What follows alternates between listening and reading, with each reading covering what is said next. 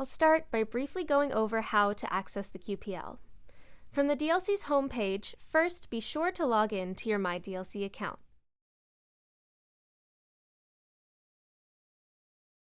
The first way to get to the QPL is from the home page.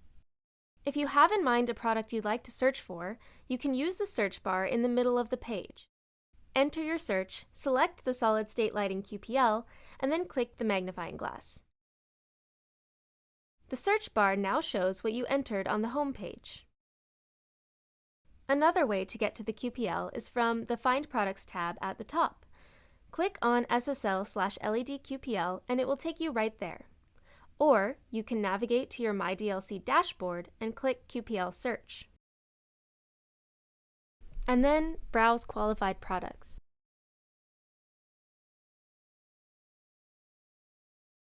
Now that we've gotten to the QPL, I'll start by going over where to find the main QPL features and then drill down into more detail on each one after that.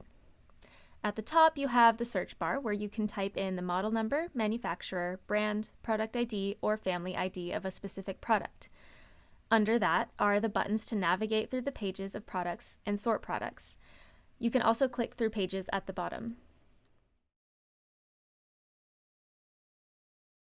There is typically a banner that appears where we advertise DLC events and other things the DLC is offering.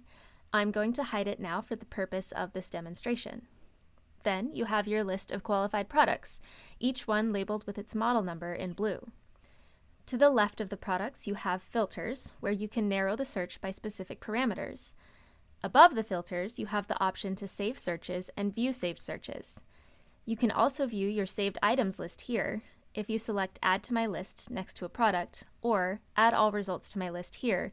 You can view and interact with the items you saved by clicking Download My List.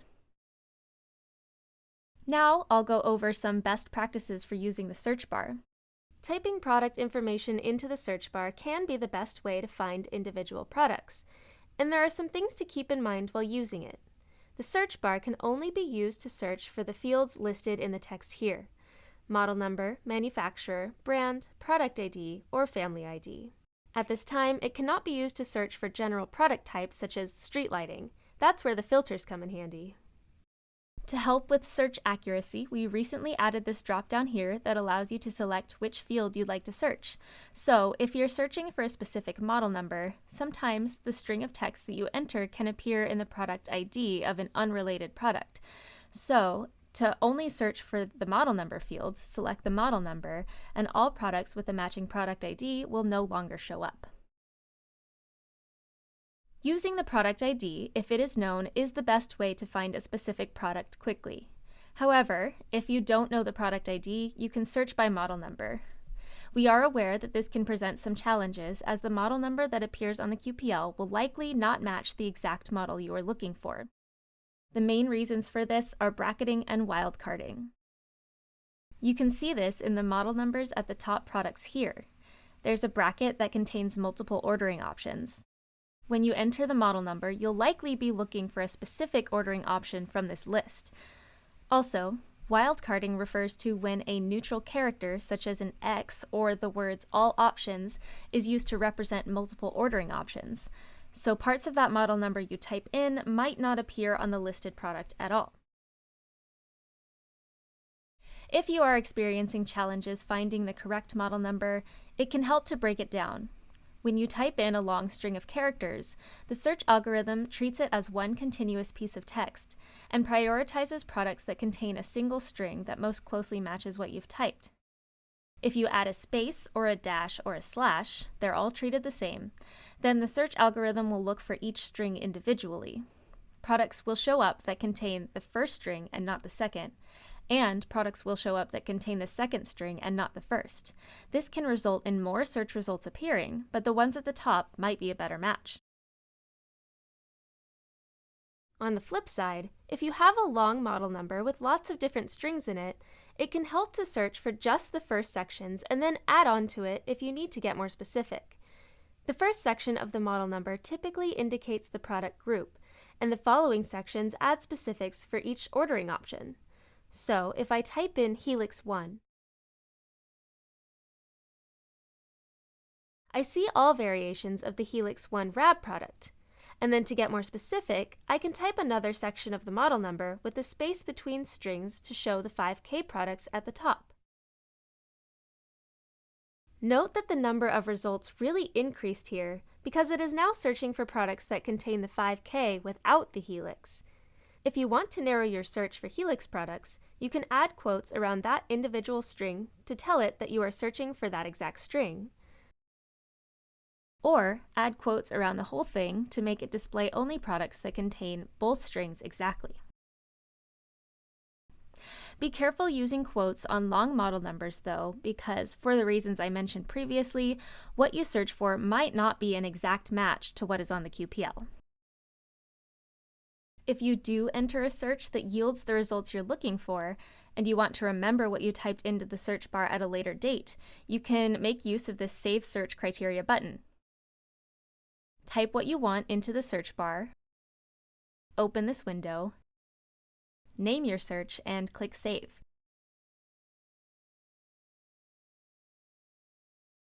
Then, anytime you want to come back to it, you can click View Saved Searches and open the saved search.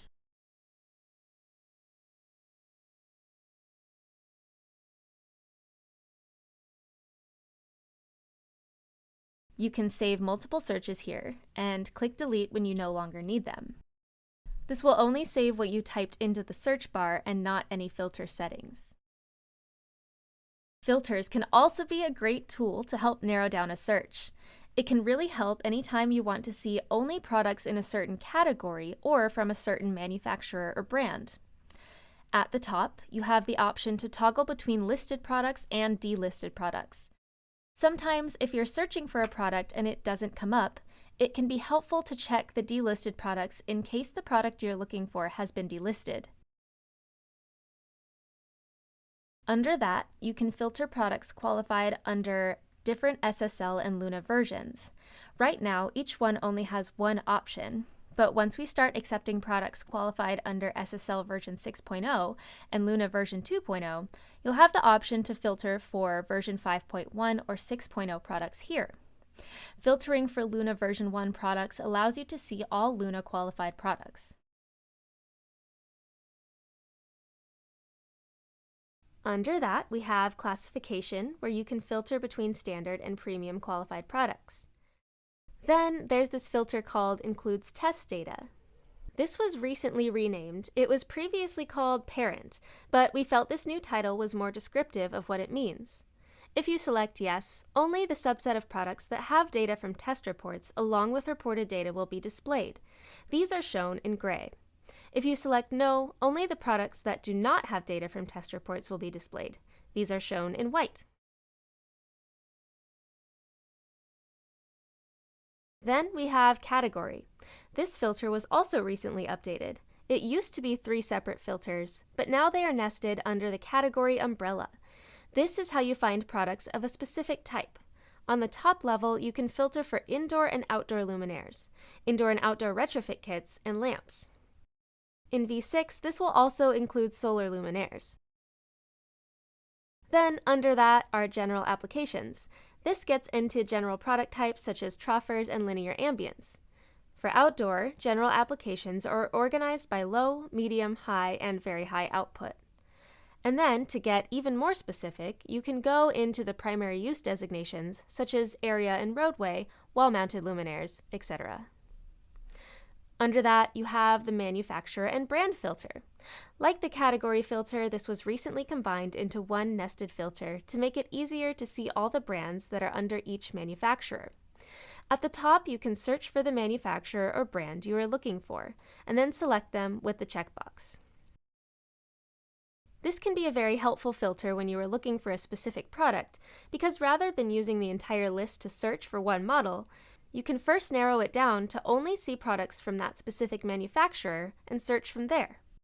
Then you have performance data and distribution and glare criteria.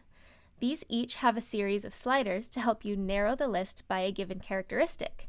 So if you know the product you're looking for has a CCT of 3000K, or you want to see a general list of products above a certain efficacy, this would be the place to go. You can filter either by moving the sliders up and down, or typing in the values you want to see.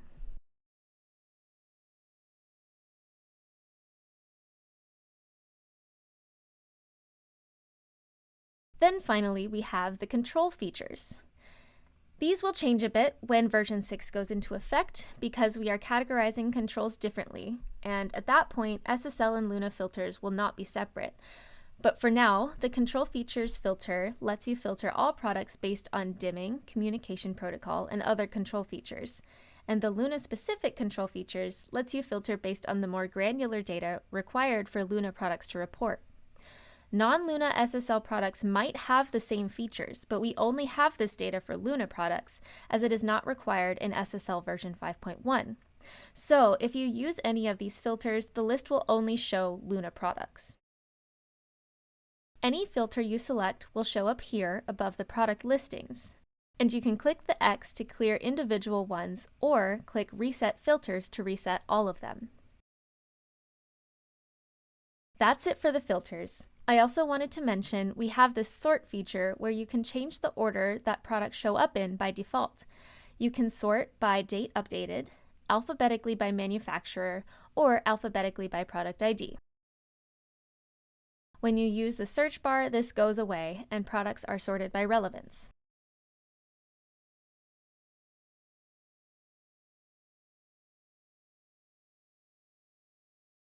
Next, I will go over where to find and how to interact with product data. So you found the product you're looking for. Before clicking on anything, there is a set of data that you see from the product list view to help confirm what you are looking at. Some products have images to help identify them better, and all products have this big blue text which describes the model number as I mentioned before. There is also the manufacturer and brand, the primary use designation which describes the exact type of product it is, and the product ID. Now, there are two ways you can get to the product detail page. You can just click anywhere in the product listing and a window will pop up with all the product details. Or you can click this new feature, open a new tab, and this will display all the info from that pop-up in another tab. This allows you to have as many product detail pages open at once as you want, and you now have a lot more freedom to organize and keep track of the products. The links that this directs to are also shareable, and as long as you are logged in, the link will take you to the same product detail page every time. On this product detail page are a series of accordions that you can open and close to see the data. To the left is the product overview, which has some of the most important information our users generally ask for. Then there's product information, which has all the details on how the product is listed, again the manufacturer and brand, what version it's qualified under, and how we classify it. Product categorization describes what type of product it is, which category, general application, and primary use designation, each one of these more specific than the last. Control features has everything to do with the product's controls. Dimming, whether it has integral controls, communication types, etc. Reported photometric performance is all the photometric data that submitters report to us. This describes color rendition features, efficacy, and output. Reported electrical performance has all the electrical data reported to us by the submitter.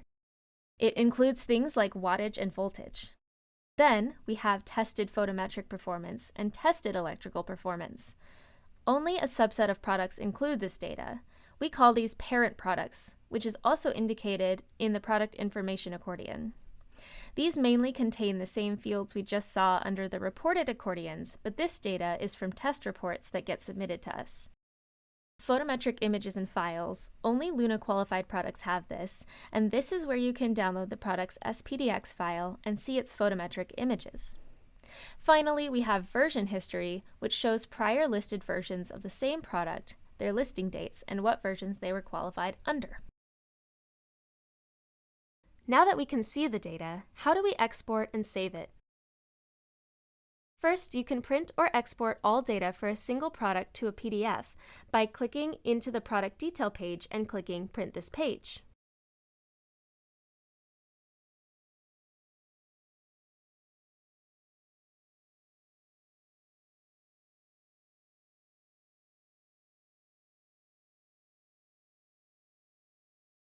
We also have this Saved Items List feature on the top right corner of the QPL. You can add products to it a couple different ways.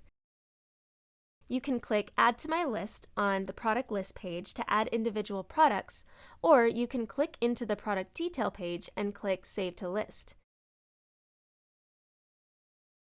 If you have filtered or searched for a specific subset of products, you can also click Add All Results to My List at the top right here to add up to 2,500 of the displayed products. To view the list of saved products, click Download My List, and you'll see all the model numbers you have saved. You can clear this whole list by selecting Clear List, and you can download data for all the selected items. Here, there are a couple options. If you click Download to Excel, you'll get the full set of data for every product you've selected in Excel format. If you click Download to PDF, this is a new feature. You'll be able to add a note to the download,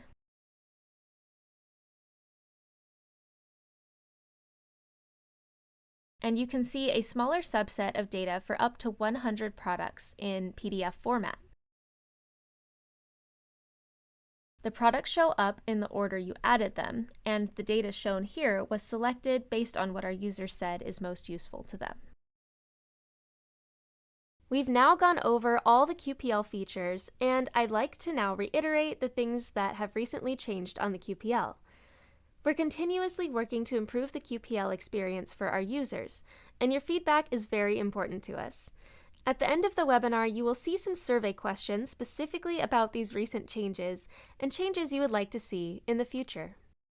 We added the ability to open product detail pages in new tabs to give users a lot more flexibility in keeping track of products and looking at multiple products side by side. The PDF download was also added as a way to easily view and export the more commonly used data from multiple products at once without being overwhelmed by the entire dataset that comes in the Excel download. The ability to narrow your search by searching within a specific field was in response to an issue some of our users were reporting where they were getting results from unwanted fields. And finally, our filters were simplified to make them more approachable and easier to interact with. Many of our filters were combined to make them more intuitive and renamed to better describe what they are. Please let us know what you think. Thank you.